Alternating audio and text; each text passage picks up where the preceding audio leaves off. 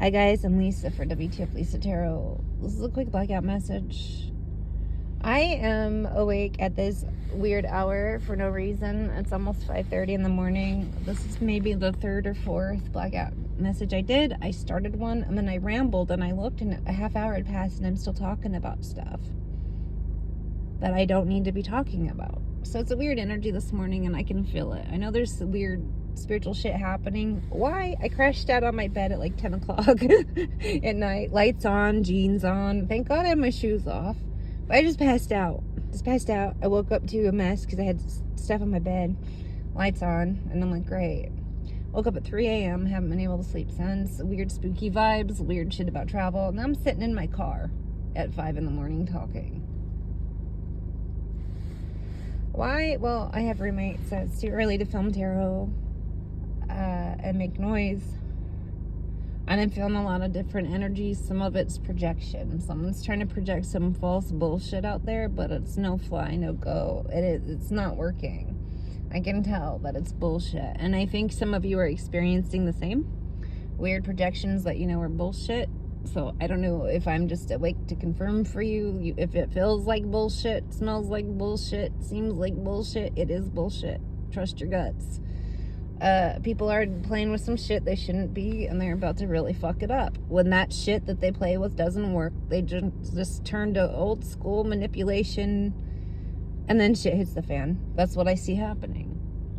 So some of your karmics are about to malfunction heavily. Some of them, their time is up. 2024 is the year that they are supposed to go, and they will.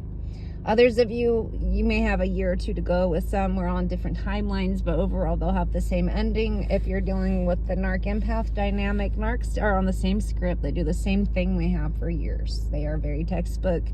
So if you are dealing with one, I suggest checking out different psychology things about Narcs. It'll help. You'll be able to, oh, okay, this is what they're going to do. And they're pretty predictable after. Once you kind of look at how they are textbook and then you look at the parallels in your life, you'll see, oh my God, they are totally textbook and then predictable after that. So some narcs around some of you are about to have a very hard crash. In particular, older narcs. Older narcs, they do not handle when they figure out they're old very well. Part of my deal is I'm supposed to trigger a couple older narcs into their crash, and then they get judgment. So I've had to make a few really mean old people comments on Twitter, and I don't feel great about it because that's not my overall belief, though there are some people, like there's good and bad to everything. For old narcs, these are people who've abused people for a very long time, and they try to present themselves a certain way. And in some cases, you can see them malfunctioning now. Like some of them are very stuck in the 90s, and so it's almost like early dementia.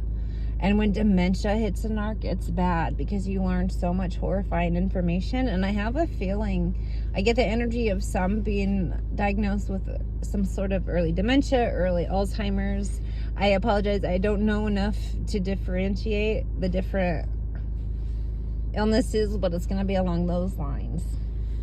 Other cases, some narcs, people are just, their masks are going to drop earlier than normal narcs. And I think it has a lot to do with society, how people are taking more pills for different things that they don't need. Different prescriptions, different meds, and then they drink socially. You know, the combination of things make them croak and make them reveal themselves faster. Same with social media, because they have a platform where they get attention all the time. Well, attention can be good or bad. And a lot of them are just now bringing light to what a fucked up, ridiculous monster they are. In some cases, like for me, I'm a Heyoka empath, which is the hardest type of empath to be because you have some narc traits. And in some cases, like a lot of Heyokas, we like to use humor, really dark humor. Some of it, that's our calling. And for me, that seems to be my ideal, is I make a lot of jokes. And that's involuntary. They'll just come out. I don't even try it. They just come out. So I'll make a lot of mean jokes about people, but it's really, in most cases, it's supposed to trigger them to learn. Not everyone responds to positive learning. Some people they need tough love. So things I say will piss off a lot of people because the tough love thing doesn't work for them. Others that pisses them off because it's exactly what they need to hear. They just don't like it. A lot of times too, with what pops out of my mouth, I'm like, oh my God, I can't believe I just said that. And then I'm like, oh, but it's what it is. There's a reason. And sometimes it makes sense later. And then I find out I said something mean, but it ended up getting someone to go to rehab. Then I'm like, well, okay, it was worth saying something mean because I saved a life. I would rather tell someone, you're a snaggletooth bitch who needs rehab because they need rehab. I don't care about how they look. It's just a sore point for them, but it's something that gets their attention. And then they go to rehab, fine. You can be mad at me for making fun of your tooth, but you went to rehab and now you're alive. So, you know what? You may not like my methods, but if they're effective, they're effective. Actions speak louder than words. And some people sometimes mistake harsh words as you're mean, but it's like, no, you know, people are telling you something for a reason. And sometimes people mistake things for being mean. One example I actually got accused of child abuse for this, and I thought this was the dumbest thing I've ever fucking heard in my life. So I broke a mug in the kitchen. And I was in there with my son. He was little, and it scared him. It was a loud noise. Like, obviously, he's going to get scared. I understand that, and he was screaming a little bit because he got panicked. He jumped. So what I wanted him to do was go to the living room. Why? Because if he went to the right, there's no broken glass at all. He could go sit in there. I could clean it up. It'll be safer. If he went to the left, broken glass everywhere. He was barefoot. I didn't want him to cut his little feet. And he was screaming, so he couldn't hear me say, honey, go to the living room. I'll clean it up. You know, he was screaming. He was panicking. Why? A loud noise scared him. He was little. No one expected a cup to break. I understand. So finally I was like, honey, calm down. Go to the living room. I yelled at him, hey, get your ass to the living room. And he ran to the living room.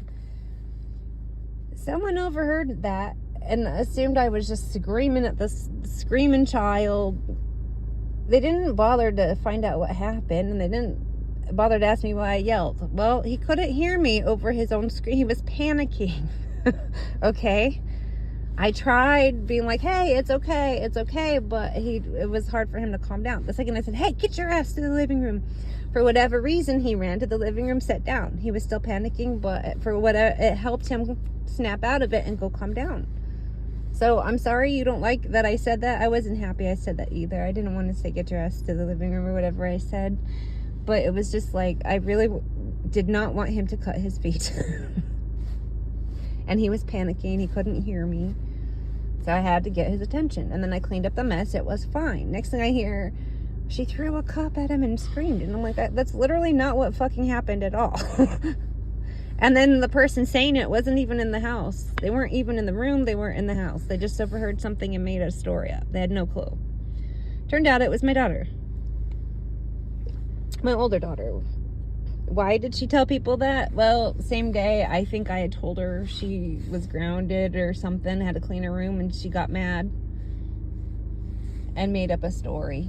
And sometimes people do that. And I get that vibe of that coming back to bite people in the ass now because they can't prove it. In some cases, they make up stories about themselves. They can't prove it. And for a while, people buy it. But now I just see, again, masks falling off and old narcs having a really hard time. So some of you, if you're an empath and you're always having to deal with those types, you will expect, honestly, and you're going to hear some very weird death notices. You won't even get a funeral invite. In some cases, you'll just hear about it. In some cases, they're going to die exactly the way you said. Horrifying STD, horrifying overdose. Why? They're always on drugs. I don't care how many. No, I need my meth. It makes me a better person. Okay, you're still going to overdose because you're a human being. Same vibe. It's like the obvious will happen and they're still gonna, I don't know. I just see people being dumb. For me, I've had 3 karmics die since November that I'm aware of. I know another one is dead, but no one's telling me.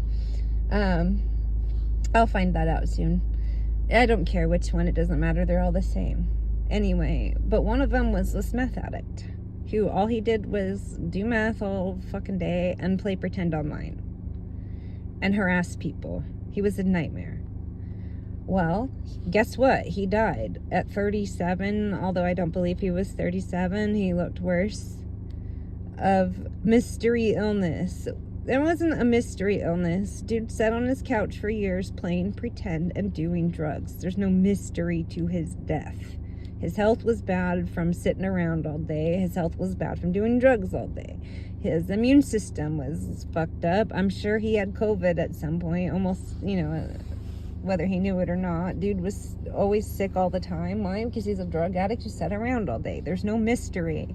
And everyone's like, he had his whole life ahead of him. No, he didn't. He was a meth addict who played pretend online all day. He had no life at all, let alone one ahead of him. Why? Because his current life was stuck, still stagnant and full of meth. Why is everyone, and then everyone's like, he was such a great guy. When was he a good guy? No one can think of an example. Or their examples are, well, he retweeted me once. Oh, that's all you got? You can justify his harassment, his weird lifestyle, because he retweeted you once. I can't find anyone who, he talked to me when I was upset. Did he make it worse? Was he the one who upset you? Like, some of their cases, it turns out he's the one who actually upset them. And then they're like, oh, but he made me feel better. He's literally the person who fucking upset you, dummy.